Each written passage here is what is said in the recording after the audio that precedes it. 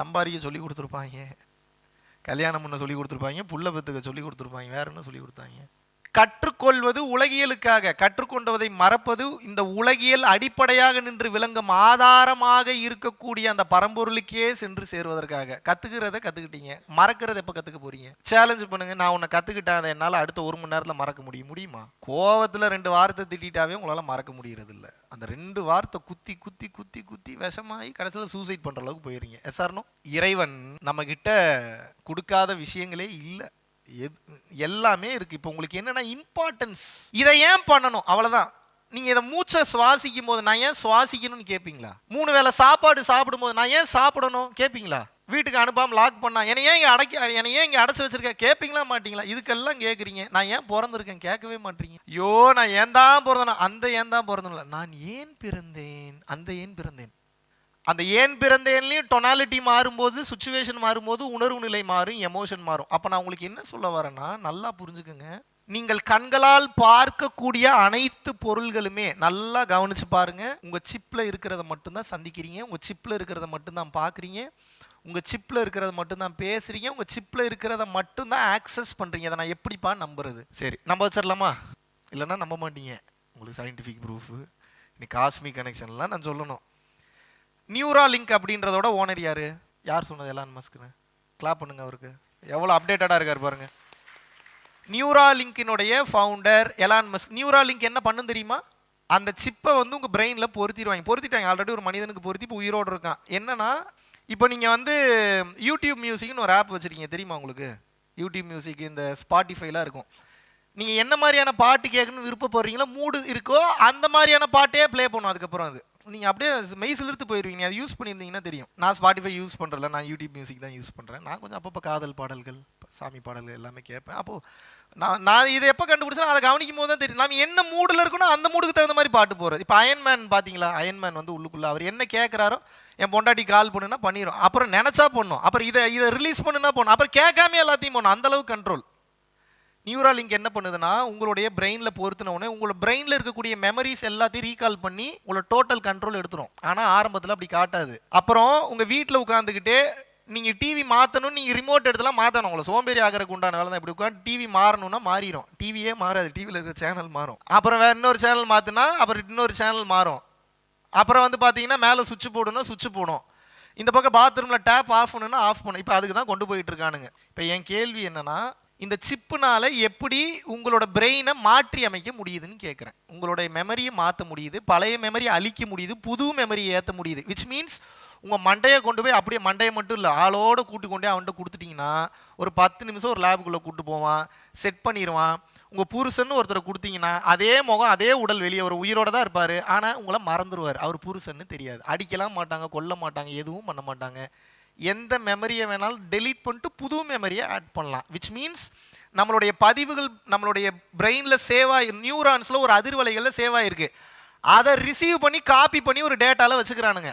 இப்போ என்ன பண்ணுறானுங்க, அந்த மூளையில் இருக்கக்கூடிய அந்த நியூரான்ஸ் இருக்கக்கூடிய பதிவுகளை அழிச்சிட்டு புது பதிவுகளை போட்டிங்கன்னா எழுத்து வீட்டுக்காரரோட நினைவுகள் இப்போ மொத்தமாக அவருக்குள்ளே போயிடும். இது எப்படின்னா கிட்டத்தட்ட பேய் பிடிக்கிற மாதிரி, பட் டெக்னாலஜிக்கலாக பேய் பிடிக்குது. புரியுதா உங்களுக்கு?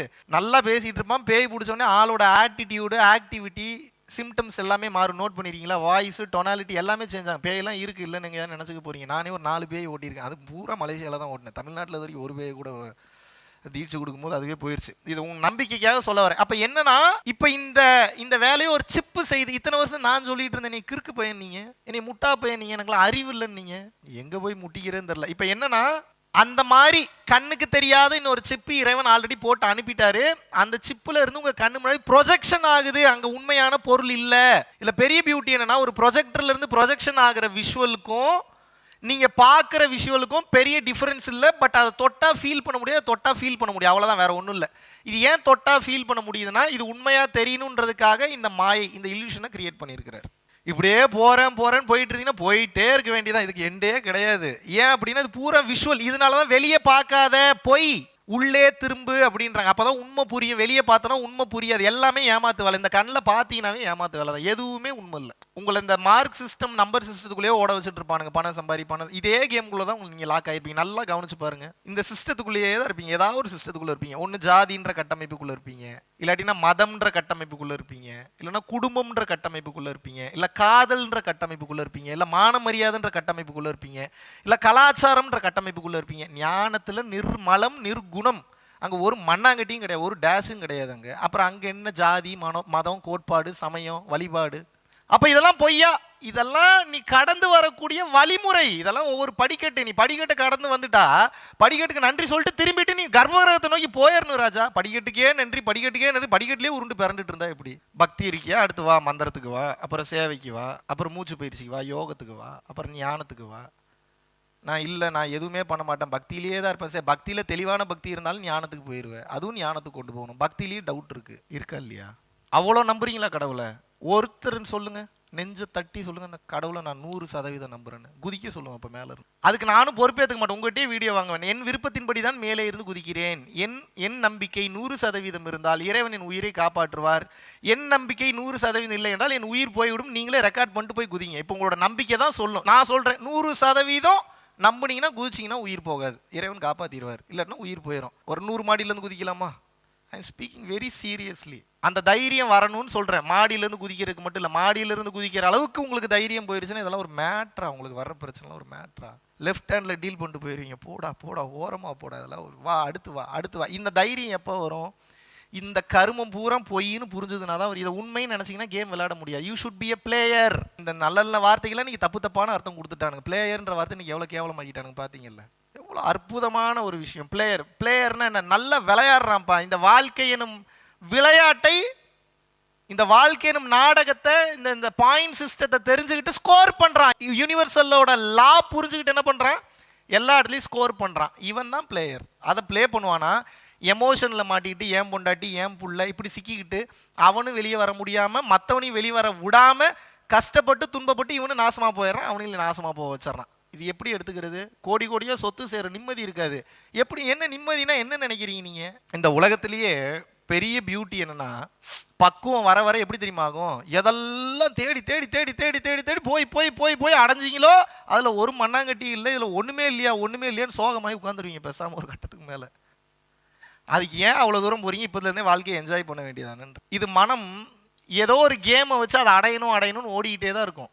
அது போகும். அதுக்கு அற்பத்தனமாக இதுக்கு 1 கோடி ரூபா அடையிறது ஒன்று தான், அவசரத்துக்கு பாத்ரூமை கண்டுபிடிச்சி பாத்ரூம் போகிறது ஒன்று தான். ரெண்டுத்துக்கு பெரிய டிஃப்ரென்ஸே இல்லை. இதை பொறுத்த வரைக்கும் என்ன டார்கெட், அவ்வளோதான். மனம் ஒன்றை ஏக்கப்படுகிறது, அந்த ஏக்கம் ஃபுல்ஃபில்மெண்ட் ஆகும்போது அது ஒரு தற்பெருமை அடைஞ்சிக்குது. நான் அதை அடைஞ்சிட்டேன். இதில் என்ன வெட்டி பந்தா வேண்டி கிடக்கு? அதில் ஏதாவது பயன் இருந்ததுன்னா நம்ம ஃபீல் பண்ணலாம்.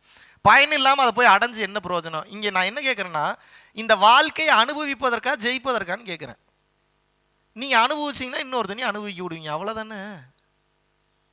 எனக்கு வேணுங்கிறது எனக்கு தேடி வரும், எந்த நேரத்துலையும் எனக்கு வேணுங்கிறது என்னை தேடி வரும். அப்படின்னா இன்னொருத்தனுக்கு வேணுங்கிறது சரிசமமாக கொடுத்துருவீங்க, அவ்வளோதானே. இதெல்லாம் உடைக்கிற மாதிரியே ஒரு புக்கு எழுதியிருக்கேன், கட்டி அணைத்து முத்தமிடுன்னு. பேராசைகளை கட்டி இறைவனை அணைத்து முக்தியை முத்தமிடு. முடிஞ்சு ஒரு சரியான டைம்க்கு நீங்கள் அந்த ஒரு புக்கு நீ எவனாவது வாழ்க்கையில் திருந்தணுமா, இறைவனை நீ அந்த ஒரு புக்கை படிக்க என்லைட்மெண்ட் எழுதி தரேன். இன்னைக்கு சத்தியம் விட்டு சொல்கிறேன், அந்த புக்கை படித்து முடிஞ்சோடனே அவனுக்கு ஞானம் விளங்கிடும் 200%. ஏன் அப்படின்னா இது ஒரு 20 பேர்கிட்ட கொடுத்து டெஸ்ட் பண்ணேன். 20 பேரோட மனநிலையும் குறுகி இருக்கும்போது படிக்க கான்சியஸ்னஸ் ஓப்பன் ஆகி கான்சியஸ்னஸ் கட்டாயி ஒளியை பார்த்துட்டான் உள்ளுக்குள்ளே படிக்க. அது எவ்வளோ இன்டெப்த்தாக இருக்கும் பாருங்க. அதில் இருக்கக்கூடிய ஆழமான கருத்து இதைத்தான் சொல்கிறது, ஒன்றை மட்டும்தான் சொல்கிறது. எதை சொல்லுது? உனக்குள் இருக்கக்கூடிய ஜோதியை நீ உணர வேண்டுமென்றால் முதலில் உன் கண்முன்னே இருக்கும் மொத்தமும் பொய் என்று நீ உணர வேண்டும். இல்லை என்றால் உன்னால் உண்மையை ஒருபோதும் புரிந்து கொள்ள முடியாது. ஏன் புரிஞ்சுக்க முடியாது? இது உண்மைன்னு நினைக்கிறதுனால தான் உங்களுக்கு இவ்வளோ பிரச்சனையே வருது.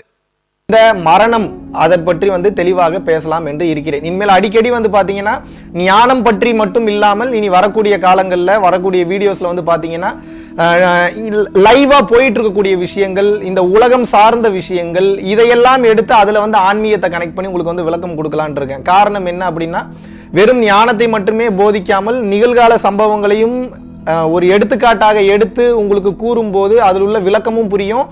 இந்த நிகழ்கால உலகத்துல இந்த மாயை எப்படி சமாளிக்கிறது அப்படின்ற ஒரு மிகப்பெரிய பக்குவம் உங்களுக்கு வரும் என்பதனால் இனி தொடர்ந்து வந்து பாத்தீங்கன்னா இந்த உலகம் சார்ந்த விஷயங்களையும் ஆன்மீகத்தையும் ஞானத்தையும் இணைத்து உங்களுக்கு வந்து விளக்கம் கொடுக்கலாம் என்று இருக்கிறேன். ஓகே, அதாவது பொதுவாகவே ஒரு மனிதன் வளர்ந்து வரும்போது வந்து பாத்தீங்கன்னா பல விஷயங்களை வந்து கவனத்தில் வந்து நிச்சயமாக வைக்க வேண்டும். காரணம் என்ன அப்படின்னா, இப்போ நம்ம தனியாளா இருக்கிறோம் அப்படின்னா வந்து அது பிரச்சனை கிடையாது.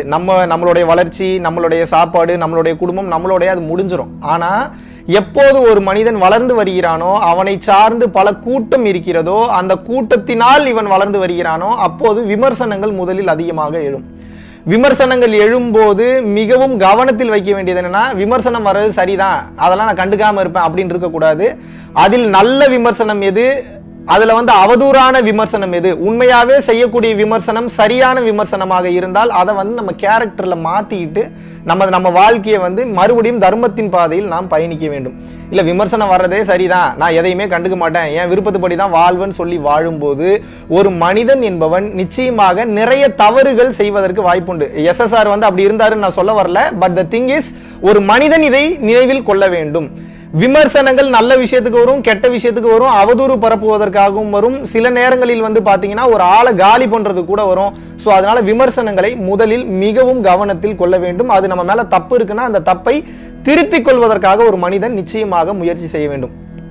மெயினா அதுக்கப்புறம் வந்து பாத்தீங்கன்னா, குறிப்பாகவே வளர்ச்சி என்பது ஃபெமிலியாரிட்டி லெவல்ல வரும்போது, ஃபேம் அதிகமா வரும்போது, புகழின் உச்சத்திற்கு போகும்போது வந்து பாத்தீங்கன்னா நம்ம எங்கெங்க தப்பு பண்றோன்றத நம்மளாலேயே வந்து கணிக்க முடியாது. அப்ப என்ன அப்படின்னா, நம்மளை போடாவாடான்னு கூப்பிடுற அளவுக்கு உண்டான ஆட்களை ரொம்ப க்ளோஸா வந்து ஒரு 5 பேர் ஒரு 6 பேர் வச்சுக்கணும். ஏன்னா உலகம் சார்ந்த ஒரு சில நபர்கள் நம்மை வந்து கடவுள் ரீதியாக பார்த்தாலும், இல்ல வந்து நம்மள பெரிய வேற்றுக்கிரக வாசி மாதிரி பார்த்தாலும், நம்மள ஏதோ இந்த பூமியிலே பிறக்காத மாதிரி ஒரு ஸ்பெஷலான மெட்டீரியல் அது வந்துடும் ஆட்டோமேட்டிக்காக. இந்த பப்ளிக் ஃபெமிலியாரிட்டி, அது போக வந்து பாத்தீங்கன்னா அந்த புகழுடைய உச்சம், பணம், காசு இதெல்லாம் வரும்போது, இன்ஃப்ளூயன்ஸ்லாம் வரும்போது எதை வேணாலும் பண்ண முடியும்ன்ற அந்த ஒரு கெப்பாசிட்டி வரும். அப்படிப்பட்ட கெப்பாசிட்டி வரும்போது பணிவும் தன்னடக்கமும் அதிகமாகிக் கொண்டே வர வேண்டும். அப்ப என்ன அப்படின்னா, நம்மளுடைய லெவல் தாண்டி சில வார்த்தைகள் பேச ஆரம்பிப்போம், நம்மளோட லெவல் தாண்டி சில பல விஷயங்களை செய்ய ஆரம்பிப்போம். அப்போ நம்ம வந்து தட்டி வைக்கிறதுக்கு இது செய்யக்கூடாது, இது தப்பு, இந்த பாதையில போகக்கூடாதுன்னு சொல்றதுக்கு உங்களை உலகமே கடவுளாக பார்த்தாலும், உலகமே உங்களை மிகப்பெரிய ஆளாக பார்த்தாலும், என்னடா பண்ற, இது தப்பு அப்படின்னு சொல்றதுக்கு போடா வாடான்னு கூப்பிடுறதுக்கு ரொம்ப க்ளோஸான நம்பிக்கையான குறைஞ்சது 5ல இருந்து 6 பேரை நீங்க வச்சுக்கணும். அப்படி நீங்க வைக்கல அப்படின்னா நிச்சயமாக ஈஸியாக தடம் மாறி சென்று விடுவீர்கள். ஏன்னா மாயையே ரொம்ப ரொம்ப பெருசு. இந்த மாயை மொத்தமும் சேர்ந்து செல்வாக்கு, செல்வம், பேரு, புகழ், வசதி, கேட்டதெல்லாம் நடத்தி தரக்கூடிய அந்த விஷயம்லாம் நடக்கும்போது ஈஸியாக நாம் தடம் மாறி சென்று விடுவோம். அதுக்கு தான் அப்படிப்பட்ட ஆட்களை எப்போதும் கூடவே வைத்துக் கொள்ள வேண்டும். அவர்கள் நிச்சயமாக ரகசியம் காப்பவர்களாகவும் இருக்க வேண்டும். ஏன்னா ரகசியம் என்பது எல்லாவற்றிற்கும் உண்டு. பிரபஞ்சமே பல ரகசியங்களை தனக்குள் வைத்திருக்கிறது என்று எனும்போது மனிதனுக்குள்ளும் ஒரு சில ரகசியங்கள் இருக்கத்தான் செய்ய வேண்டும். அந்த ரகசியங்கள் என்பது எதற்காக என்றால் அந்த மனிதனின் சுய வளர்ச்சிக்காக இருக்க வேண்டும். அப்ப டிஸ்கஸ் பண்றவங்களும் அந்த ரகசியத்தை காப்பவர்களாக இருக்க வேண்டும். இதையும் மெயினா நீங்க மைண்ட்ல வச்சுக்கணும். இதை கடந்த நிலையில் நீங்கள் எதை தெரிஞ்சுக்கணும் அப்படின்னா, இப்படிப்பட்ட வளர்ச்சி போகும்போது ஜென்ரலாவே ஒரு நல்ல விஷயத்தை நோக்கி போகும்போதோ இல்ல வந்து ஒருத்தன் வளரும் போதோ ஜென்ரலாவே சுத்தி இருக்கிறவங்களுக்கு முதல்ல பிடிக்காது. நம்மை சார்ந்தவர்களுக்கு தான் முதல்ல பிடிக்காது. நம்மளோட காம்படிட்டர்ஸ் இருப்பாங்க, அவங்களோட உங்களோட படம் வந்து அதிக வசூல் பண்ணலாம், அவங்களோட வந்து பாத்தீங்கன்னா நீங்க நல்ல டேலண்டடா இருக்கலாம், அவங்களோட நீங்க நல்ல டான்ஸ் ஆடலாம், இல்ல அவங்களோட உங்களுக்கு நிறைய திறமைகள் இருக்கலாம். அப்ப என்னன்னா உங்களை சார்ந்து இருப்பவர்களுக்கு உங்க மேல மிகப்பெரிய கடுப்பு வரும், கோவம் வரும். அப்ப அவங்களோட வைப்ரேஷன் எல்லாமே இவன் காலி ஆகணும், இவன் ஃபீல்ட் அவுட் ஆகணும், இவனோட மார்க்கெட் போகணும்ன்ற மாதிரி அவங்க வாய் விட்டு சொல்ல மாட்டாங்க. ஆனா அவங்களோட வைத்தறிச்சல், அந்த கண்ணு படுறதும், அந்த ஈவில் எனர்ஜிஸ், ஈவில் ஃபோர்சஸ் அதிகமாக உங்களின் மீது பட ஆரம்பிக்கும். அப்படி பட ஆரம்பிக்கும் போது என்ன பெரிய பிரச்சனை அப்படின்னு வந்து கேட்டீங்கன்னா, நீங்கள் உங்களிடம் அதிகமான தெய்வ சக்தியை, அருள் ஆற்றலை நீங்கள் வைத்திருக்க வேண்டும், பெற்றிருக்க வேண்டும். அப்படி நீங்க அதை வச்சுக்கல, அதை பெறல அப்படின்னா இது எங்க கொண்டு போய் விடுன்னு வந்து பாத்தீங்கன்னா, அந்த ஈவில் எனர்ஜி நார்மலா இருக்கக்கூடிய உங்களுடைய நார்மல் எனர்ஜியை போட்டு தள்ளக்கூடிய வலிமை பெற்றது. ஏன்னா இங்க எந்த ஃபோர்ஸ் அதிகமா இருக்கு, எந்த பவர் அதிகமா இருக்குன்றதான் கணக்கு. உங்களுக்கு குலதெய்வத்தின் சக்தி இருந்தாலும் நீங்கள் வந்து பாத்தீங்கன்னா குலதெய்வத்துக்குன்னு ஒரு குறிப்பிட்ட லெவல் கெபாசிட்டி தான் பவர் இருக்கும். குலதெய்வத்துக்குன்னு இருக்கக்கூடிய அந்த வாட்ஸ் கரண்ட்டை தாண்டி அது செயல்படாது. அப்ப என்ன, குலதெய்வ அருளையும் தாண்டி குருமார்களின் அருள் வேண்டும், தர்ம காரியங்களில் ஈடுபட்ட தர்ம தேவதையின் அருள் வேண்டும், சித்தர் பெருமக்களின் அருள் வேண்டும். இதை கடந்த நிலையில் ஸ்பெஷலா நீங்க ஏதாவது ஒரு தெய்வத்தினுடைய உபாசனை நீங்கள் பெற்றிருக்க வேண்டும், இல்ல உபாசனை ரெகுலரா பண்ணணும், இல்ல ஏதோ ஒரு விஷயத்தை நீங்கள் பெற்று ஞான பாதையிலேயோ இல்ல வந்து குருமார்களின் வழியிலேயோ இல்ல வந்து பாத்தீங்கன்னா சுத்த ஞானத்தின் அடிப்படையில் உங்களது வாழ்க்கையை தொடங்க வேண்டும். தொடங்கல அப்படின்னா தெய்வ சக்தியை, தெய்வ அனுகிரகத்தை பெற முடியாது. அப்படி பெறாம, எல்லாருக்கும் இதை நான் சொல்ல வரல, ஒரு சில பேருக்கு பிறப்புலயே வந்து பாத்தீங்கன்னா அந்த தெய்வ அருள் இருக்கும். முன் ஜென்மத்தினுடைய தொடர்ச்சியினால குருமார்களுடைய நேரடி கண்காணிப்புல வந்து அவங்க வந்து இயங்கிக்கிட்டே வருவாங்க. ஒரு சில ஸ்பிரிச்சுவல் பீப்புள் கிட்டலாம் நீங்க மெஸ்அப் பண்ணிடவே கூடாது. ஏன்னா பார்க்க ஒண்ணுமே தெரியாத மாதிரி இருப்பாங்க, ஆனா அவங்களுக்கு பின்னாடி எவ்வளவு பெரிய ஃபோர்ஸஸ் வந்து செயல்படுது. அவங்களுக்கு ஒரு பிரச்சனை அப்படின்னா இறைவனே இறக்கி கூட்டு வந்தாலும் கூட்டு வந்துருவாங்க, யோசிக்காம கூட்டு வந்துருவாங்க. அப்பேற்பட்ட ஆற்றல் எல்லாம் ஒரு மனிதனுக்கு உண்டு. ஸோ அதனால எஸ்பெஷலி வந்து பாத்தீங்கன்னா ஸ்பிரிச்சுவல் ரீதியான சக்தியும் ஆற்றலும் அதிகமாக வைத்திருக்கும் போது இந்த உலக வாழ்க்கையிலும் உயர்ந்த கட்ட ஃபோர்ஸஸ் அவங்களுக்கு சப்போர்ட் வரும். அதை கடந்த நிலையில அருளுலகத்தில் இருந்தும் நம்ம எதிர்பார்க்காத, நினைச்சு கூட பார்க்க முடியாத மிகப்பெரிய ஃபோர்ஸஸ்லாம் அந்த உயிருக்கு சப்போர்ட்டுக்கு வந்து நின்றோம். ஏன்னா அவன் செய்த தர்ம காரியங்களும், அவன் செய்த நல்வினைகளும், அவன் செய்த புண்ணிய செயல்களும் அனைத்தும் அவனுக்கு துணை நின்று வழிவகை செய்யும், காத்து நிற்கும். அதனால சும்மா எல்லாரையும் டச் பண்ற மாதிரி, எல்லாரையும் தொடுற மாதிரிலாம் ஒரு ஸ்பிரிச்சுவல் பர்சனை தொற்ற முடியாது. அப்போ வளர்ந்து வரக்கூடிய எஸ்பெஷலி இந்த பப்ளிக் ரிலேட்டட் பீப்புள்ல இருக்கிறவங்க, பப்ளிக்கோட அதிகமா இன்ட்ராக்ஷன்ல இருக்கிறவங்க, சினிமா துறையில இருக்கிறவங்க, விளையாட்டு துறையில இருக்கிறவங்க, இல்ல மீடியா ஃபீல்டுல இருக்கிறவங்க, இல்ல வந்து மக்கள் கிட்ட பேசக்கூடிய பேச்சு ரீதியான துறைகள்ல இருக்கிறவங்க நிச்சயமாக அருளாற்றலை வளர்த்து கொள்ள வேண்டும். ஏன்னா இப்போ ஒரு 1000 பேருக்கு நீங்க சந்தோஷத்தை கொடுக்குறீங்கன்னா உங்க எனர்ஜி போய் தான் அந்த 1000 பேர் சந்தோஷமாகறாங்க. உங்க எனர்ஜி தான் அவங்களை சந்தோஷப்படுத்துது, உங்க எனர்ஜி தான் அவங்களை மகிழ்ச்சி படுத்துது. உங்களுடைய எனர்ஜி அனைத்தும் இணைந்துதான் வந்து பாத்தீங்கன்னா அவர்களுடைய மகிழ்ச்சிக்கு மிகவும் மூலாதார காரணமாக இருக்கிறது. அப்ப நீங்க என்ன பண்ணணும்னா உங்களோட எனர்ஜி லாஸ் ஆகாம பாத்துக்கணும். இதுக்கு தான் தெய்வ சக்தி என்பது மிகவும் அவசியமான ஒன்றாக இருக்கிறது. சுஷாந்த் வந்து என்ன பண்ணாருன்னா ஒரு கட்டத்துக்கு மேல நிறைய சொல்றாங்க, ஏதோ போதை பொருள்ன்றாங்க, அப்படின்றாங்க, பெண்களுடைய சாவகாசம்ன்றாங்க. நம்ம வந்து எந்த விஷயத்திலையும் வந்து பாத்தீங்கன்னா ஒரு முழுமையான அங்க என்ன நடந்தது அப்படின்றது தெரியாம முழுமையான முடிவிற்கு நாம் போகக்கூடாது. அது மிகவும் தவறு. அந்த மனுஷனுக்கு எவ்வளவு கஷ்டம் இருந்தது நமக்கு தெரியாது, எவ்வளவு வருத்தப்பட்டாருன்னு தெரியாது, எப்பேற்பட்ட ப்ராப்ளம்ல இருந்தாருன்னு தெரியாது, எவ்வளவு பேர் பிளாக்மெயில் பண்ணாங்கன்றது தெரியாது. அந்த சுச்சுவேஷன்ல அவருக்கு உதவி பண்றதுக்கு ஆட்களே இல்லாமல் இருந்திருக்கலாம், நம்பிக்கை துரோகம் செய்யப்பட்டிருக்கலாம், என்ன வேண்டுமானாலும் நடந்திருக்கலாம். நம்ம அது நடக்காம நம்ம அந்த இடத்துல இல்லாம நம்ம இதுதான் நடந்திருக்கும் அப்படின்னு சொல்லி நிச்சயமாக சொல்லக்கூடாது, சொல்லவும் முடியாது. அப்போ நான் என்ன சொல்ல வரேன்னா இப்படிப்பட்ட சூழ்நிலை ஒவ்வொரு மனிதனுக்கும் நடந்து விடக்கூடாது.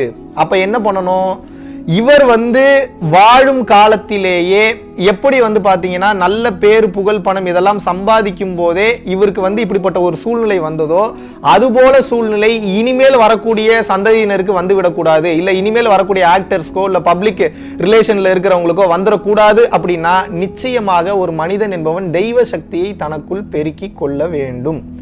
தெய்வ சக்தியின் அனுகிரகம் இல்லாமல் நிச்சயமாக ஒரு மனிதன் உயர்ந்த கட்ட நிலைகளை அடையவும் முடியாது. அப்படியே ஒரு பீக்ல வந்து ஒரு புண்ணிய செயல்னால ஒரு பீக் அடைஞ்சாலும் கூட அந்த நிலையில் தக்க வைத்துக் கொள்ள முடியாது. இதை நீங்கள் நினைவில் கொள்ள வேண்டும். ஒரு பெரிய உயரத்தை அடைகிறது சாதாரண விஷயம் கிடையாது. அந்த உயரத்தில் நம்ம அப்படியே நிற்பது என்பது அதுதான் ரொம்ப பெரிய விஷயம். அதை நம்ம ஸ்டெபிலைஸ்டா நம்ம வந்து தக்க வச்சுக்கணும். அந்த திறமையை நாம் கற்றுக்கொள்ள வேண்டும். இது அனைவருக்கும் தெரிந்து விடுவது இல்லை. அப்போ ஒரு மனிதன் என்பவன் வளர்ந்து வரும்போது கூட இருக்கக்கூடிய குடும்பமா இருக்கட்டும், கூட இருக்கக்கூடிய நண்பர்களாக இருக்கட்டும், இல்ல வந்து பாத்தீங்கன்னா சுத்தி இருக்கக்கூடிய அதர் பீப்புளா இருக்கட்டும், இல்ல வந்து பிசினஸ் ரீதியா வந்து ஒரு சில பேர் தேவையை அறிந்து வருவாங்க. ஒரு சில பேர் வந்து பாத்தீங்கன்னா எனக்கு இதை பண்ணி கொடு, எனக்கு அதை பண்ணி கொடு, எனக்கு வந்து இந்த ஆப்ளிகேஷன் இருக்கு, உன் மூலியமா எனக்கு இது நடக்கலாம். ஏன்னா அவ்வளவு மக்கள் பின்னாடி மாசா இருக்கும்போது அவர்கள் மூலியமாக ஏதாவது தொழில் பண்ணலாம், இல்ல அவர்கள் மூலியமாக ஏதாவது பிசினஸ் பண்ணலாம், இல்ல ஏதோ ஒரு பிராண்டிங் பண்ணலாம்னு சொல்லி கார்பரேட் பீப்புளோ இல்ல வந்து பிசினஸ் மைண்டடா இருக்கக்கூடிய பீப்புளோ முன் வரும்போது ரொம்ப ஸ்டெபிலைஸ்டா இருக்கணும் நோ சொல்லும் போது. ஏன்னா நம்ம நோன்னு சொன்னாவே அவர்களுடைய வெறுப்பிற்கு ஆளாகிவிடும், அவரோட கோபத்துக்கு ஆளாகிடுவோம். நீ எனக்கு பண்ண மாட்டறல்ல, டைம் வரும்போது நான் யாருன்னு காட்டுறேன், நான் யாருன்னு ப்ரூவ் பண்றேன்ற மாதிரி உங்ககிட்ட சொல்லாமையே கூட அவர்கள் அந்த சபதம் எடுக்கலாம், உங்களுக்கு குழி தோண்டி கொண்டே இருக்கலாம்.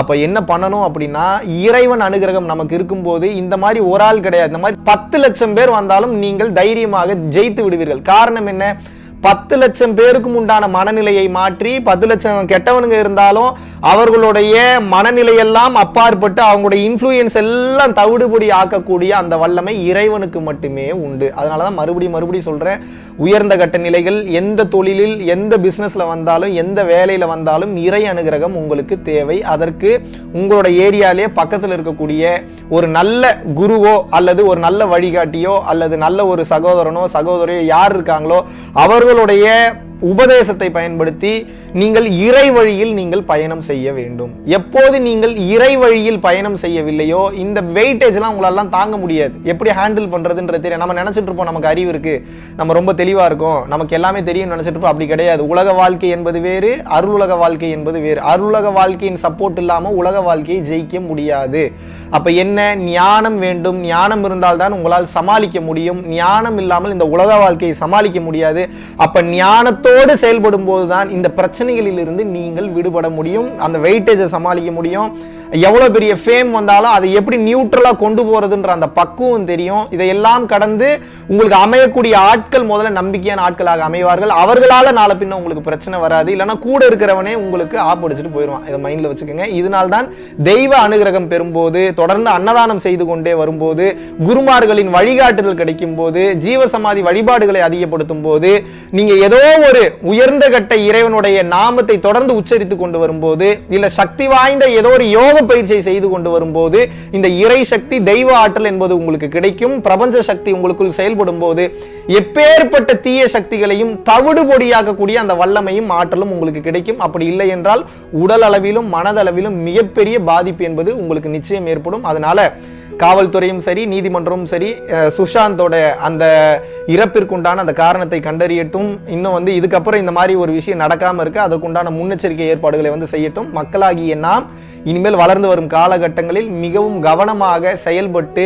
எப்பேற்பட்ட தீய சக்தி இருந்தாலும் இருள் சக்தி நம்மை அழிக்க நினைக்கும் போது ஒளி சக்தியை அதிகப்படுத்தி இருளை அறுத்து எனையாலும் இறைவா போற்றின்ற மாதிரி அந்த இருளை அறுத்து அழிக்கக்கூடிய அந்த வல்லமை தெய்வ சக்தியாக மட்டுமே இருக்கும். அந்த ஒளி ஆற்றலை உங்களுக்குள் நீங்கள் அதிகப்படுத்தி செயல்படும் போது நிச்சயமாக இந்த உலக வாழ்க்கையில் மாபெரும் வெற்றியை பெற்று அந்த வெற்றி எனும் கனியை தக்க வைத்துக் கொள்ளக்கூடிய அந்த பக்குவத்தையும் ஞானத்தையும் நீங்கள் நிச்சயமாக பெறுவீர்கள்.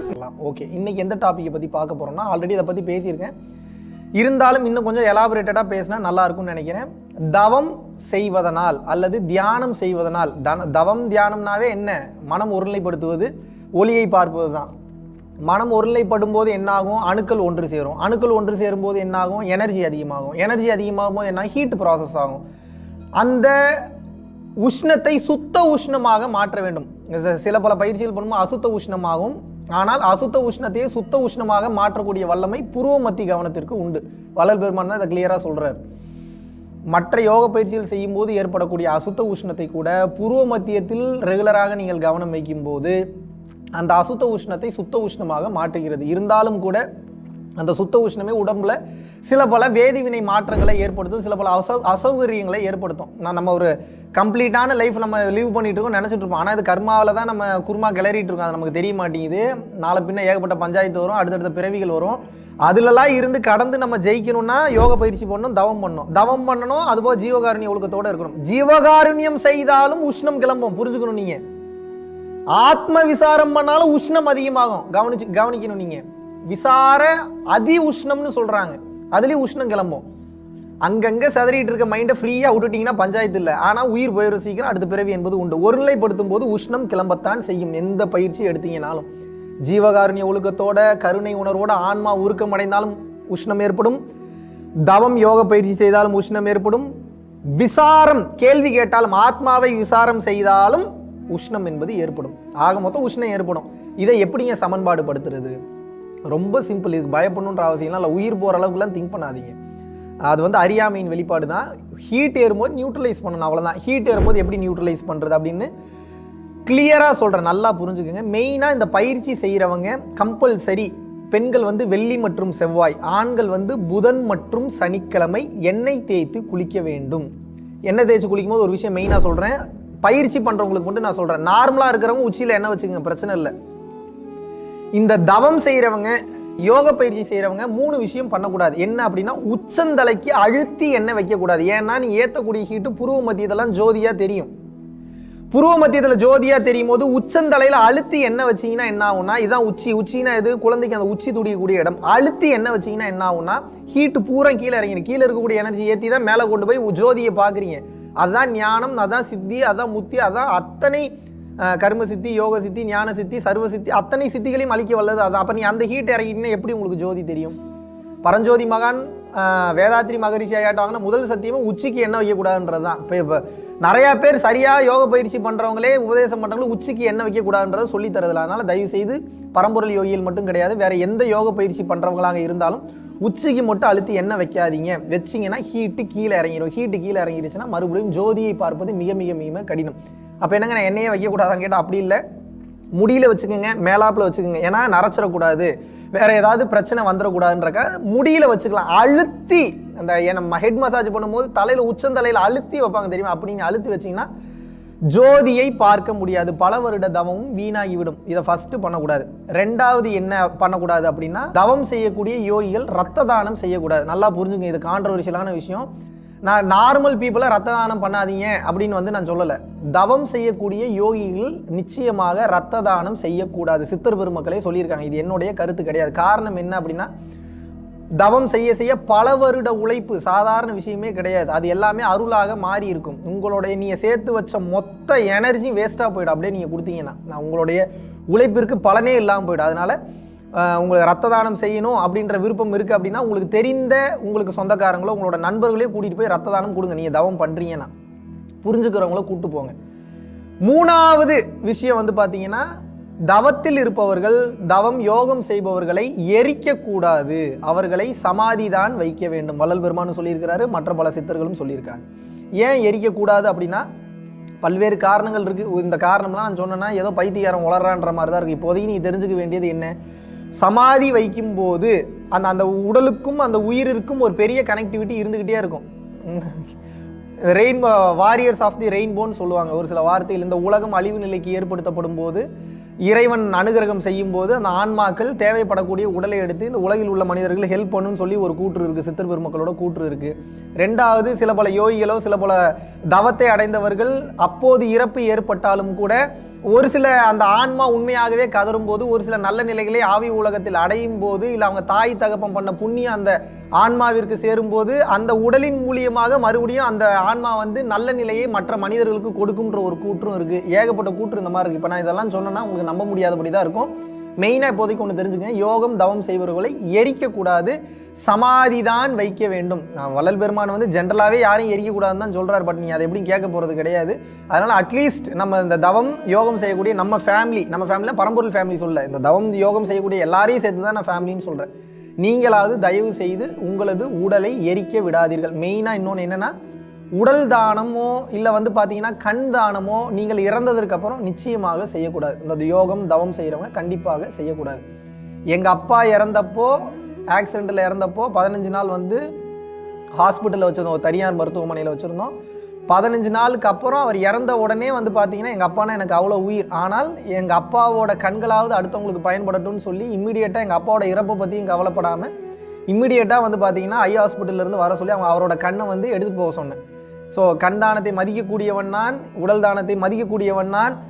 நான் வந்து ஒரு இந்த தவம் யோகத்துக்குலாம் முன்னாடியே வந்து என்னோட உடலை தானத்துக்கு எடுத்துக்கங்க அப்படின்னு சொல்லி எழுதி அதுக்கு ஒரு ஒரு கார்டே வச்சுருந்தேன். நான் என்னோட கண்களையும் தானம் செய்து விடுகிறேன் எழுதி நான் வச்சுருந்தேன். பட் தவம் யோகம் என்பது மனித வாழ்க்கைக்கு அப்பாற்பட்ட வாழ்க்கை. அந்த வாழ்க்கை மாதிரி இந்த வாழ்க்கையை நீங்கள் பார்க்கக்கூடாது. ரெண்டுமே கம்ப்ளீட் வேறு வேறு கான்ட்ரஸ்டில் இருக்குது. ஸோ இந்த வேலைகளை தயவு செய்து தவயோகிகள் செய்யாதீர்கள். ஓகே, ஆல்ரெடி நான் பல இடங்களில் சொல்லியிருக்கேன், மறுபடியும் சொல்கிறேன். எண்ணெய் தேய்த்து குளிக்கும் அன்னைக்கு இளநீரோ மோரோ குடிக்கக்கூடாது, பகலில் தூங்கக்கூடாது, நைட்டு தான் தூங்கணும். இதை கடந்த நிலையில் நீங்கள் வந்து எண்ணெய் தேய்ச்சி குளிக்க போகும்போது நீங்கள் வந்து கம்பல்சரி சுடு தண்ணியில் தான் குளிக்கணும். இதையும் பார்த்துக்கங்க. இதெல்லாம் கடந்து எண்ணெய் தேய்ச்சி முடித்த உடனே ஒரு 15லேருந்து ஒரு 20 நிமிஷம் வெயில் படக்கூடிய இடத்துல, ஆண்களாக இருந்தால் வெளியில் போய் நில்லுங்க, பெண்கள் வெளியில் போய் நிற்க முடியாதுன்றதுனால சூரிய வெளிச்சம் படக்கூடிய இடத்துல நில்லுங்கள. சூரிய வெளிச்சமே உங்கள் வீட்டில் இல்லையா, ஃபேனை எல்லாத்தையும் ஆஃப் பண்ணிக்கங்க.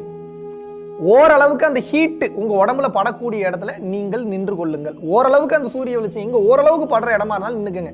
சுத்தமாக சூரிய வெளிச்சமே உள்ளே வரலையா, ஒன்றும் பிரச்சனை இல்லை. ஒரு 10 to 15 மினிட்ஸ் உங்களுடைய ரூம்லேயோ இல்லை 15 to 20 மினிட்ஸ் உங்களுக்கு எவ்வளோ நேரம் டைம் கிடையாது அவ்வளோ நேரம் ரூமில் தனியாக இருந்துட்டு அதுக்கப்புறம் நீங்கள் குளிக்க செல்லலாம். இந்த மாதிரி செல்லும்போது நரம்பு பிரச்சனைகள் வராது. குறிப்பாக யோகம் தவம் செய்யும் போது நரம்புகளுக்கு நல்ல பவர் வேணும், நல்ல வலு வேணும். ஸோ அதுக்கு உண்டான ஆற்றலை எண்ணெய் தேய்ச்சி குளிச்சிங்கனாவே 99.999% உங்கள் உடம்புல ஒரு பிரச்சனையும் வராது.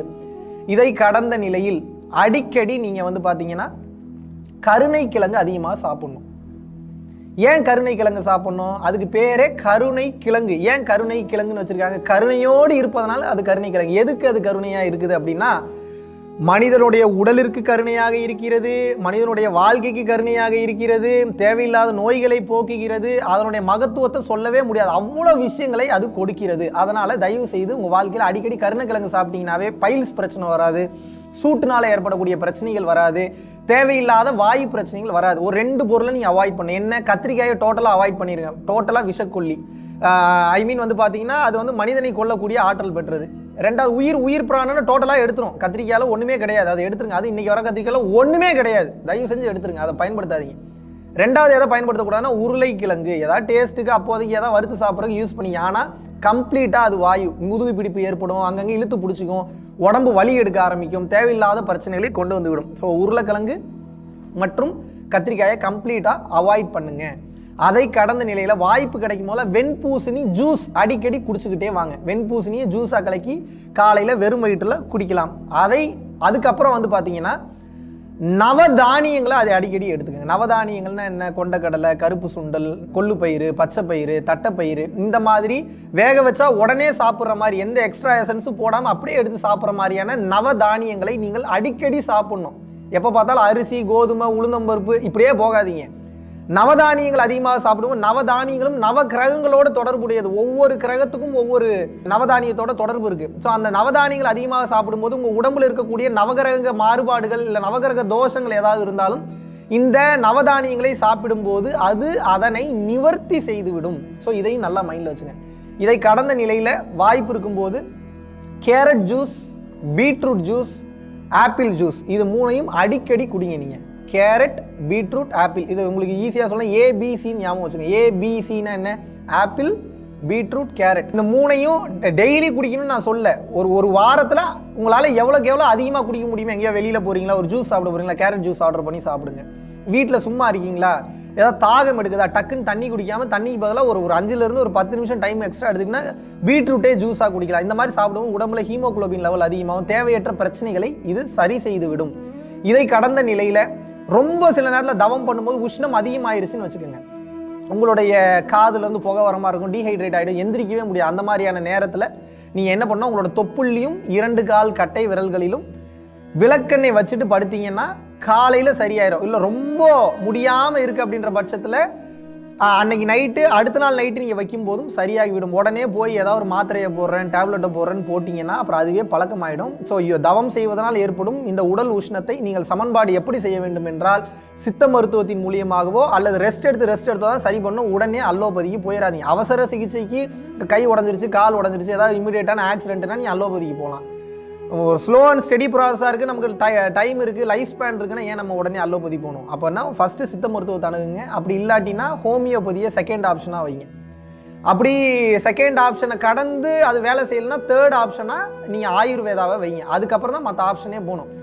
எடுத்த உடனே நீங்கள் அலோபதின்னு எல்லாத்துக்கும் நீங்கள் போக ஆரம்பிச்சிங்க அப்படின்னா அப்புறம் அதனுடைய ரூட் காசை சரி பண்ணுறது ரொம்ப ரொம்ப ரொம்ப கஷ்டமாயிடும். ரொம்ப அர்ஜென்ட்டான விஷயமா ஏதோ ஒரு மாற்று அறுவை சிகிச்சை பண்ணணும், மிகப்பெரிய கேன்சர் ட்ரீட்மெண்ட்டுக்கு உடனே ட்ரீட்மெண்ட் கொடுக்கணும், இல்லை வந்து இதய மாற்று அறுவை சிகிச்சை பண்ணணும்னா வேறு வழியில் நீங்கள் அலோபதி போய் தான் ஆகணும். ஸோ மற்ற விஷயங்களுக்கு உடனே அலோபதி போகாதீங்க. இந்த மாதிரி யோக சம்பந்தமான விஷயங்களுக்கு நீங்கள் தாராளமாக இந்த சித்த மருத்துவத்தை பயன்படுத்தி கொள்ளலாம். ஓகே, இதை கடந்த நிலையில் உங்கள் வாழ்க்கையில் நீங்கள் சீரகத்தண்ணின்னு ஒன்று இருக்குது. சீரகத்தண்ணினா என்ன? மலையாளிகள் யூஸ் பண்ணுவாங்க, பார்த்துருந்தீங்கன்னா தெரிஞ்சுக்கும். சீர் கூட்டல் அகம் இஸ் ஈக்குவல் டு சீரகம். உங்கள் அகத்தினை சீர்படுத்தி செம்மைப்படுத்துவதனால் அதற்கு பேர் சீரகம். ஸோ சீரகத்தை கலந்து நீங்கள் தண்ணீர் குடித்து கொண்டே வரும்போது உடல் அளவில் இருக்கக்கூடிய பிரச்சனைகள் சரியாகும். உடல் அளவில் எந்தவித ப்ராப்ளம்ஸும் வராது. நீங்கள் வந்து பாட்டில் வாட்டர்ஸ்லாம் ஒவ்வொரு சில பிராண்டெல்லாம் இருக்குது, அந்த பிராண்டு பேர் சொல்ல விரும்பல. அதெல்லாம் க்ளீன் வாட்டர், பியூர் வாட்டர் கிடையாது. க்ளீன் வாட்டர் வேறு, பியூர் வாட்டர் வேறு. க்ளீனாக தெரியுதுன்றக்கா அதில் எல்லாமே நல்லது இருக்குன்னு அர்த்தம் கிடையாது. பொட்டன்ஷியல் ஆஃப் ஹைட்ரஜன் சொல்லுவாங்க. pH வேல்யூ அதிகமாக இருக்கக்கூடிய அதில் மினரல்ஸ் அதிகமாக இருக்கக்கூடிய அந்த வாட்டரை பயன்படுத்தும் போது தான் அது உங்களை நல்ல நிலைமைக்கு அழைத்து செல்லும். அது சீரக தண்ணி அந்த வாய்ப்பை ஏற்படுத்தும். அப்படி இல்லையா, ஒரு மண்பானையை வாங்கி, அதாவது அந்த அந்த பூசாத மண்பானையை வாங்கி அதில் நைட்டு ஃபுல்லாக தண்ணியை ஊற வச்சு அதில் தேட்டாங்கோட்டைன்னு சொல்லி சித்த மருத்துவ கடையில் கேட்டிங்கன்னா கொடுப்பாங்க. தேட்டாங்கோட்டையை நல்லா உரசிட்டு உள்ளுக்குள்ளேயே 4-5 தேட்டாங்கோட்டையை போட்டு மிஞ்சி போனால் 10 ரூபாலேருந்து 15 ரூபா அந்த தேட்டாங்கோட்டை. அடுத்த நாள் காலையில் அந்த தண்ணி மூடி வச்சுட்டு எடுத்து பார்த்தீங்கன்னா கழிவுகள்லாம் மேலே வந்துடும். அதை எடுத்து கீழே கொட்டிட்டு அந்த தண்ணி எடுத்து கொடுத்தீங்கன்னா உலகத்திலேயே தி பெஸ்ட் வாட்டர் அதுதான், அதிகமான pH வேல்யூ இருக்கக்கூடிய வாட்டர். ஸோ இதுவும் உங்களது சூட்டை சமன்பாடு செய்யும். இதை கடந்த நிலையில் அடிக்கடி ஃப்ரூட்ஸ் சாப்பிடுங்க. ரா ஃபுட்டு அதிகமாக எடுத்துங்க. ஃப்ரூட்ஸ்னால் என்ன? மரபணு மாற்றம் செய்யப்படாத நாட்டு வாழைப்பழம், மரபணு மாற்றம் செய்யப்படாத பழங்கள் அதிகமாக எடுத்துங்க. வேறு வழியே இல்லை அப்படின்னா இப்போ கொய்யா பழம்லாம் வந்து பார்த்தீங்கன்னா சிகப்பு கொய்யா அதிகமாக கிடைக்கிறது இல்லை, வெள்ளை கொய்யா தான் வந்து கிடைக்கிது. அதுக்காக வந்து நான் சிவப்பு கொய்யா தான் சாப்பிடுவோம்லாம் இருக்காதீங்க. வாய்ப்பு கிடைக்குதுன்னா அந்த மாதிரி கொய்யா பழம் மரபணு மாற்றம் செய்யப்பட்டதில் என்ன ஒரு மரபணு மாற்றம் செய்யப்படாத பழங்களில் 100% ரிசல்ட் கிடைக்குன்னா மரபணு மாற்றம் செய்யப்பட்டது ஒரு 60% 70% கிடைக்கும், கிடைக்காமலாம் இருக்காது. ஸோ அதுக்காக நம்ம அதை சாப்பிடாமல் இருக்க முடியுமா? ஸோ அதையும் நீங்கள் பயன்படுத்தி கொள்ளுங்கள். சில பல பயிற்சிகள் பண்ணும்போது மோஷனில் சில ப்ராப்ளம் வர மாதிரி இருக்கும். அந்த மாதிரி நேரத்தில் சித்த மருத்துவ கடைக்கு போனீங்கன்னா கருணை லேகியம்னு சொல்லி கேளுங்க. கருணை லேகியம் அப்படின்றது போய் நீங்கள் கேட்டிங்கன்னாவே அது வந்து ஒரு சின்ன டப்பாவில் 100 ரூபாலேருந்து ஒரு 150 ரூபாக்குள்ளே இருக்கும், மிஞ்சி போனால் 200 ரூபாக்குள்ளே இருக்கும். அது நீங்கள் கண்டினியூவாக ஒரு வாரம் காலையிலையும் சாயந்தரமும் அது அப்படியே ஸ்பூனில் எடுத்து அப்படியே சப்பி அப்படியே முழுங்குறது தான். கருணக்கிழங்க லேகியமாக பண்ணியிருக்காங்க, அவ்வளோதான். அது போக சில பல மூலிகைலாம் ஆட் பண்ணியிருப்பாங்க. அதை நீங்கள் சாப்பிட்டீங்கன்னாவே மோஷன் போகிற இடத்துல ஏதாவது பிரச்சனை இருந்தாலும் சரியாகிவிடும். வேற ஒருத்தங்களுக்கு தவமே செய்யாமல் பைல்ஸ் ப்ராப்ளமே உங்கள் லைஃப்பில் வேற ஒரு ப்ராப்ளமே இருக்குது, பைல்ஸ் ப்ராப்ளம் இருக்குன்னா கூட அந்த பிரச்சனையும் சரி பண்ணக்கூடிய ஆற்றல் இந்த கருணை லேகியத்திற்கு உண்டு. ஸோ இதையும் நீங்கள் தெரிந்து கொள்ள வேண்டும். மெயினாகவே யோக பயிற்சி பண்ணுறவங்க எந்த தன்மையில் இருக்கணும் அப்படின்னு வந்து பார்த்தீங்கன்னா, ஒரு நாளைக்கு 2 டைம் குளிக்கக்கூடிய தன்மையில் இருக்கணும். எந்த தவம் செஞ்சாலும் எந்த யோகம் செஞ்சாலும். ஏன் 2 டைம் குளிக்கணும் அப்படின்னா நல்லா புரிஞ்சுக்குங்க. நீங்கள் சோப்பு போட்டு குளிக்கிறீங்களோ இல்லையோ, ஆனால் தயவு செஞ்சு குளிச்சிருங்க. ஏன் இதை சொல்கிறேன் என்றால், நீங்கள் உடம்புல ஏற்றக்கூடிய அந்த உஷ்ணத்தை சமன்பாடு செய்யக்கூடிய அந்த ஆற்றல் நீருக்கு உண்டு. தவம் பண்ண உடனே குளிங்கன்னு நான் சொல்லலை. தவம் பண்ணி 1 மணி நேரம் 1.5 மணி நேரம் கழிச்சு தான் குளிக்கணும், காலையில் குளிக்கிற மாதிரி இருந்தால். அப்படி இல்லையா, கம்பல்சரி ஒரு நாளைக்கு 2 வேளை குளிச்சா மிக சிறப்பு தான். அதில் தவம் யோகம் பண்ணுறவங்க பச்சை தண்ணியில் குளிச்சிங்கன்னா இன்னும் மிக மிக மிக மிக மிக சிறப்பு. ரெண்டாவது பச்சை தண்ணியில் குளிச்சு பழகிட்டீங்கன்னா எங்கே போனாலும் உங்கள் உடம்புக்கு செட் ஆயிரும். நான்லாம் சுடு தண்ணி வந்து பார்த்தீங்கன்னா ரொம்ப ரேராக தான் குளிக்கிறோம், ரொம்ப ரொம்ப ரொம்ப ரொம்ப ரேர். மேக்ஸிமம் பச்சை தண்ணியே குளிச்சு தான் பழகியிருக்கேன். இதையும் நீங்கள் உங்களை வாழ்க்கையில் பயன்படுத்திக்கிட்டீங்கன்னா தவம் செய்வதனால் ஏற்படும் அந்த உஷ்ணம் என்பது சமன்பாடு அடையும். இதை கடந்த நிலையில் ஏசி போட்டுட்டு எல்லா ஜன்னலையும் பூட்டிட்டு படுக்கக்கூடிய பழக்கத்தை முதல்ல தூக்கி குப்பையில் போடுங்க. ஏன்னா ஆகாய பிராணன் உள்ளே வராது. ஆகாய பிராணனும் காற்று பிராணனும் உள்ளே வராத போது இந்த ஏசி என்பது சில்லுன்னு இருக்கும், ஆனால் ஹீட் அதிகமாக ப்ரொடியூஸ் பண்ணும். ஸோ அதனால கம்பல்சரி நீ ஏசி போட்டாலும் பரவாயில்ல, அது வெளியே போனாலும் பரவாயில்ல, எப்படி இருந்தாலும் ஏசி உள்ளே சுற்றினாலும் ஒன்று தான், வெளியே போனாலும் ஒன்று தான். கதவை திறந்து வச்சுட்டு படுங்க. கதவை திறந்தா கொசு வந்துடும்னா கொசு வலை மாதிரி ஏதோ ஒன்று அடிச்சுக்குங்க, அதுக்குள்ளே கொசு வராது. ஸோ அது வழியாக உங்களுக்கு ஆகாய பிராணன் என்பது கிடைத்துவிடும். நீங்கள் தூங்கும்போது எந்த தன்மையில் தூங்குறீங்கன்றது தெரியாது, எவ்வளோ பாதிப்பை அது ஏற்படுத்துதுன்றது தெரியாது. அதனால் தூங்கும்போது கம்பல்சரி தயவு செய்து கேட்டுக்கொள்கிறேன், ஒன்று ஏசி ஆஃப் பண்ணிட்டு ஃபேனை போட்டுட்டு கதவை திறந்து விட்டு போடுங்க. இல்லை ஏசி எனக்கு கம்பல்சரி முக்கியம், நான் அப்படிப்பட்ட ஒரு மோசமான ஊரில் இருக்கிறேன் அப்படின்னா, மோசமான சுச்சுவேஷனில் இருக்குன்னா ஏசியும் போட்டு விட்டுட்டு கொசுவலை அடிச்சுட்டு கதவை திறந்து விட்டுட்டு போடுங்க, இல்லை ஜன்னலை திறந்து விட்டுட்டு போடுங்க. இதுதான் உங்களுக்கு சேஃப்டி. சேஃப்டினா எந்த சேஃப்டி? உயிருக்குண்டான சேஃப்டி. ஏன்னா இப்படி இருக்கும்போது தான் உள்ளுக்குள்ள வாயு மாற்றங்கள் தப்பாக நடக்காது, மற்ற சில ப்ராப்ளமும் நிச்சயமாக உங்களுக்கு வராது. ஸோ இதை மெயினாக நீங்கள் வந்து மைண்டில் எடுத்துக்கணும். இந்த யோக பயிற்சிகள் பண்ணாலுமே தலைவலி வர மாதிரியான ஒரு ஃபீல் இருக்கும், சில நேரம் தலைவலியே வந்துடும். காரணம் என்ன அப்படின்னா, கீழே இருக்கக்கூடிய ஆற்றலை மேல் நோக்கி எழுப்புவதற்கு பேர் தான் யோக பயிற்சி. இந்த மேல் நோக்கி எழுப்பும்போது எங்கே போகும்னா முதல்ல தலைக்கு தான் போய் நிற்கும். ஸோ இதுக்கு முன்னாடி வாழ்க்கைனா என்னென்னு தெரியாதவங்க, யோகம்னாவே பயிற்சினாவே என்னென்னு தெரியாதவங்க இந்த யோக பயிற்சியை பண்ணும்போது தலைவலி எடுக்கத்தான் செய்யும். இதுக்கு ரொம்ப ரொம்ப சிம்பிளான ஒரு விஷயத்தை ஆல்ரெடி நான் கிளியராக சொல்லியிருக்கேன். உங்களது மூலாதாரத்தை கவனித்து பழக வேண்டும். எது மூலாதாரம்? முதுகுத்தண்டு இருக்குது, அந்த முதுகுத்தண்டு எங்கே கீழே முடிகிறதோ அந்த முடிகிற இடம் டெயில், அது கிடையாது. அது கீழே ஆசனவாய் இருக்கும், அதுவும் மூலாதாரம் கிடையாது. டெயிலுக்கும் ஆசனவாய்க்கு நடுவில் ஒரு சதை போன்ற ஒரு அமைப்பு இருக்கும், அந்த இடத்திற்கு பேர் தான் மூலாதாரம். சிவானந்த பரமஹம்சர் இதை தான் ஆக்சுவல் மூலாதாரம்ன்றார், அதுவும் உண்மைதான். இது மேல் மூலாதாரம், இது கீழ் மூலாதாரம். நீங்கள் மூலாதாரத்தை கவனித்து பழகணும். எப்படி? கண்ணை மூடி நிமிர்ந்து உட்காந்து அந்த மூலாதாரத்தில் கவனம் வைக்க வைக்க வைக்க வைக்க ஒரு 1/2 hourலேருந்து 1 hour டெய்லியும் பண்ணணும்னு அவசியம் இல்லை, ஒரு வாரத்துக்கு ஒரு டைம். அதுக்கப்புறம் வந்து நீங்கள் ரெகுலராக மூலாதாரத்தை கவனித்து பழகிட்டீங்கன்னா அதுக்கப்புறம் உங்களுக்கு தலை வலிக்கவே வலிக்காது. இப்போ நான் மூலாதாரத்தை கவனித்து கிட்டத்தட்ட ஒரு 5 வருஷம் ஆச்சு. நான் மூலாதாரத்தை கவனிக்கவே, ஏன்னா தலைவலி டோட்டலாகவே போயிடுச்சு. ஆரம்ப காலகட்டத்தில் தலை வலிப்பது போன்று தெரியும். ஆனால் அந்த எனர்ஜி உங்களுக்கு நல்லா பழக்கம் ஆயிடுச்சு அப்படின்னா நீங்கள் அதுக்கப்புறம் நீங்கள் வந்து உங்களுடைய மூலாதாரத்தை கவனிக்க வேண்டிய அவசியம் இல்லை. வேதாத்ரி ஐயா இது என்னன்னு சொல்கிறாருன்னா சாந்தி தவம்னு சொல்கிறாரு. பரஞ்சோதி மகான் ஐயா வந்து இதை இறங்குபடி அப்படின்னு வந்து சொல்கிறாங்க. இதை நம்ம பாஷையில் பார்க்கணும்னா ஏற்றிய எனர்ஜியை இறக்குறோன்னு பார்த்துக்குங்க. எப்படி வேணால் நீங்கள் பேர் வச்சுங்க. ஆனால் மேட்ரு என்ன, ரொம்ப தலைவலிக்கும் போது மூலாதார கவனம் என்பது அவசியம் ஆகிறது. மெயினாக இந்த யோகம் செய்வதனால் ஏற்படும் இந்த உடல் உஷ்ணத்தை சமன்பாடு செய்யக்கூடிய அந்த ஆற்றல் நம்ம கொடுத்துட்டு இருக்கக்கூடிய இந்த ஜீவ சஞ்சீவினி, அது மட்டும் இல்லாமல் வைரதேகி, இது இரண்டிற்கும் உண்டு. ஸோ இந்த ஜீவ சஞ்சீவனியும் சரி வைரதேகியும் சரி ரெகுலராக நீங்கள் எடுத்துக்கொண்டே வரும்போது உங்களது உயிராற்றலை பெருக்குகிறது, தேவையற்ற நோய்களை சரி செய்கிறது, உங்களோட உடல் ரீதியாகவும் மன ரீதியாகவும் இருக்கக்கூடிய பிரச்சனைகளை வந்து சரி செய்கிறது. எல்லாத்திற்கும் மேலே உயர்ந்த கட்ட நிலைகளை வாரி வாரி வழங்கக்கூடிய ஆற்றல் இந்த ஜீவ சஞ்சீவினிக்கும் இந்த வைரதேகிக்கும் உண்டு. ஸோ இந்த தன்மையில் நீங்கள் வாழ்ந்து கொண்டே வரும்போது உங்கள் வாழ்வு உடல் அளவிலும் சரி மன அளவிலும் சரி மிக சிறப்பான நிலை அடையும். மெயினாக இந்த யோகம் தவம் பண்ணும்போது எதுக்கு பயப்படாதீங்க. நீங்கள் பயப்பட ஆரம்பிச்சிட்டிங்கனாவே முடிஞ்சு போச்சு. நீங்கள் ஐயோ எனக்கு இதாயிருமோ அதாயிருமோ, என் பொண்டாட்டி யார் பார்த்துப்பா, குழந்தைங்களை யார் பார்த்துப்பா, புருஷனை யார் பார்த்துப்பான்னு முடிஞ்சு போச்சு. நீங்கள் இப்போ அந்த பக்கம் தலை வச்சு படுக்கிறதுக்கு வாய்ப்பே கிடையாது. ஸோ உங்களிடம் கேட்டுக்கொள்வது என்ன, எது நடந்தாலும் உங்களை மனித நிலையிலிருந்து யோக நிலைக்கு தெய்வீக நிலைக்கு மாற்றுகிறது. தெய்வீக நிலை என்பதே என்ன, லைட் பார்ட்டிகளாக ஒளியாக மாறக்கூடிய அந்த வேலை. அதை நோக்கி போகும்போது உடல் வந்து ஒரு சில மாற்றங்களுக்கு உட்பட்டு தான் ஆகணும். இப்போது கிரேப் ஜூஸ் வேணும்னு சொல்கிறீங்க, ஏற்றுக்கிறேன் நான். கிரேப் வந்து மிக்சிக்குள்ளே அரைப்படலை, அந்த அந்த அந்த அழுத்தத்துக்கு உட்படலைன்னா எப்படி உங்களுக்கு கிரேப் ஜூஸ் கிடைக்கும்? எனக்கு புரியலையே.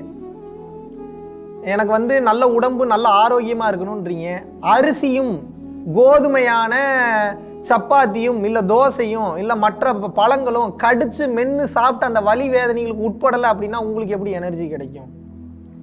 எனக்கு நல்ல சட்டை வேணும்ன்றீங்க, பருத்தி அழியாமல் நூல் எப்படி வரும்? நூல் அழியாமல் எப்படி உங்களுக்கு சட்டை பேண்ட் வரும்?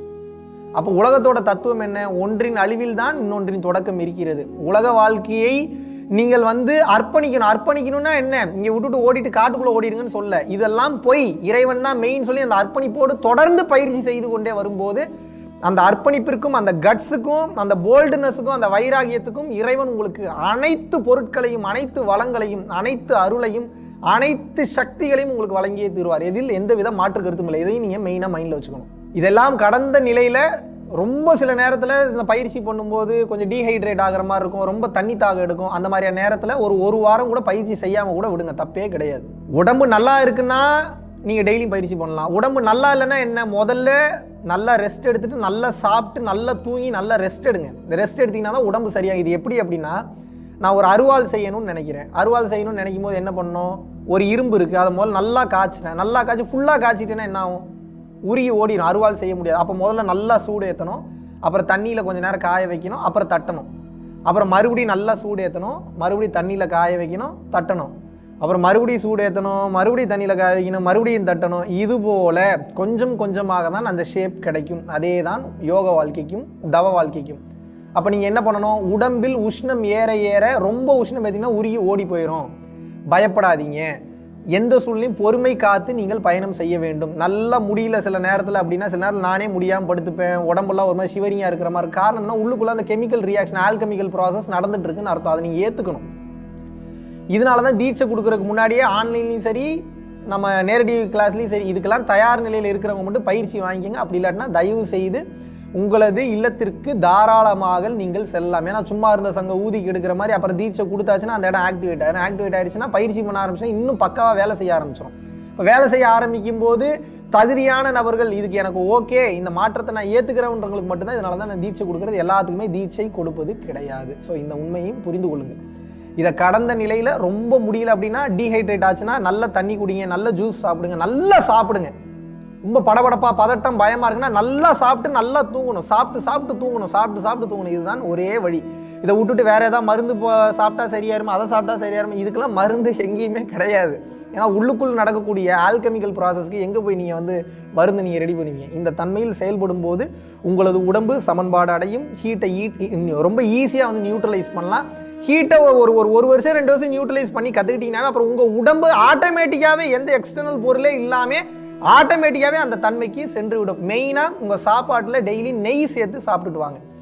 எப்போ உங்கள் சாப்பாட்டில் டெய்னா நீங்கள் நிறைய ஊற்றி சாப்பிட்றாதீங்க. இப்போ மத்தியான சாப்பாடு சாப்பிட்றீங்க அப்படின்னா அந்த மத்தியான சாப்பாட்டில் கொஞ்சோண்டு நெய் சேர்த்து சாப்பிட்லாம். இந்த காலையில் வந்து தோசை சாப்பிட்றீங்கன்னா காலையிலையும் அந்த தோசையில் கொஞ்சம் நெய் சேர்த்து சாப்பிடலாம். ஒரு நாளைக்கு ஒரு முறை நெய் சேர்த்து சாப்பிடுங்க. 3 வேளையும் நெய் சேர்த்துக்கணுன்ற அவசியம் இல்லை. நிறைய நெய் சேர்த்துக்காதீங்க. ஏகப்பட்ட நெய் சேர்த்துக்கிட்டீங்கனாலும் இது தேவையில்லாத பிரச்சனைகளை உங்கள் உடல் அளவில் ஏற்படுத்தும். ஒரு நாளைக்கு ஒரு வேளை கொஞ்சோண்டு நெய் உங்கள் உடம்பில் சேர்த்து சாப்பிட்டு கொண்டே வரும்போது இந்த உஷ்ணம் என்பது கம்ப்ளீட்டாக உங்களது கண்ட்ரோலிற்கு வந்துவிடும். இந்த தன்மையில் நீங்கள் செயல்படும் போது உச்சகட்ட நிலையை நீங்கள் தாராளமாக அடைவீர்கள். ஸோ ஒரு சில பேருக்கு டவுட் இருக்கும், இப்போ வள்ளல் பெருமான் நெய் சாப்பிடக்கூடாதுன்னு இருக்கிறாரு. அவர் ஏன் என்ன காரணத்தினால சொன்னார்? இப்போ வள்ளல் பெருமான் சொன்னால் எல்லாத்தையும் இன்றைக்கி நீ ஃபாலோ பண்ணக்கூடிய தன்மையில் இன்றைக்கி இந்த உலகம் இல்லை. வள்ளல் பெருமான் இன்னைக்கு புதுசாக பிறந்திருந்தாருன்னா இந்த உலகத்துக்கு தகுந்த மாதிரி யூடியூபுக்கு தகுந்த மாதிரி தான் இன்னைக்கு உபதேசம் பண்ணியிருப்பார். அதனால நான் என்ன சொல்கிறேன் அப்படின்னா, உயிர்கள் வதைப்படக்கூடாதுன்ற தன்மையில் அவர் வந்து அப்படி சொன்னார், நெய் வந்து சாப்பிடாதீங்க. ஆனால் அவரே என்ன சொல்லியிருக்கிறாரு, கரிசாலை நெய் வந்து யூஸ் பண்ணுங்கன்னு சொல்லியிருக்கிறாரு. இப்போ நெய்யே சாப்பிடக்கூடாதுன்னு அதில் மட்டும் ஏன் நெய்யை யூஸ் பண்ண சொல்கிறாரு?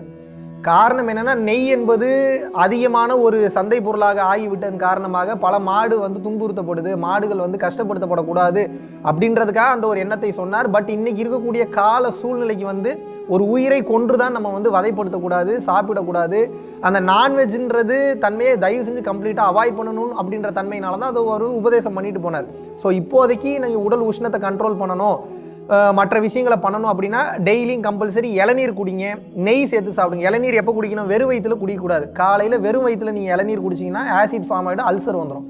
மத்தியானத்துக்கு மேலே தான் இளநீர் சாப்பிடணும். 5 மணிக்கு மேலே இளநீர் சாப்பிடக்கூடாது. சாப்பிட்டுட்டு ஒரு 1.5 மணி நேரம் கழித்து இளநீர் குடிங்க. மெதுவாக உமிழ்நீரோட கலந்து முழுங்குற மாதிரி குடிங்க.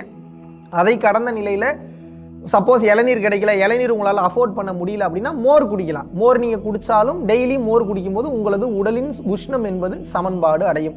ஸோ இதை நீங்கள் ரெகுலராக ஃபாலோ பண்ணிட்டு வரும்போது உங்களுக்கு வேணும் என்கின்ற அனைத்தையும் இறைவன் உங்களுக்கு வழங்குவார். இதை கடந்த நிலையில் யோகத்திலும் உயர்ந்த நிலை அடைவீர்கள். யோகத்திலும் தவத்திலும் உயர்ந்த நிலை அடைய உடல் உஷ்ணத்தையும் நீங்கள் மிக எளிமையாக சமன்பாடு செய்து விடுவீர்கள். ஸோ உங்கள் வாழ்க்கையில் எந்த சூழ்நிலையிலையும் தவத்தை ரெகுலராக பண்ணுங்கள். ரொம்ப முடியலன்னா ரெஸ்ட் எடுத்து பண்ணுங்கள். முடிஞ்ச அளவுக்கு உங்கள் வாழ்க்கையில் ஜீவகாருண்ய ஒழுக்கத்தோடு செயல்படுங்க. இந்த உஷ்ணம் ஏறினால்தான் கர்ம பதிவுகள் அழியும். இந்த சுத்த உஷ்ணம் ஏற கர்ம பதிவுகள் அழிய பிறவியில்லா பெருவாழ்விற்கு 100% நீங்கள் செல்வீர்கள் என்பதில் எல்லளவு மையமில்லை. ஸோ தொடர்ந்து இதை ப்ராக்டிஸ் பண்ணுங்கள். இதை நீங்கள் ரெகுலராக நீங்கள் உங்கள் லைஃப்பில் ஃபாலோ பண்ணிட்டு வரீங்கன்னாவே உடல் உஷ்ணத்தை பற்றி நீங்கள் கவலைப்படணுன்ற அவசியமே இல்லை. மெயினாக பயப்படாதீங்க, ஒன்றும் ஆகாது. ஹீட் ஏறிச்சுன்னா என்ன பண்ணணும்? ஹீட்டை நியூட்ரலைஸ் பண்ணணும், அவ்வளோதான் மேட்ரு. ரொம்ப போட்டு குழப்பிக்காதீங்க. இறைவன் உங்களுக்கு அதுக்குண்டான ஆற்றலையும் அதுக்குண்டான சூழ்நிலையும் ஏற்படுத்தி கொடுக்கட்டும். நன்றி, வணக்கம்.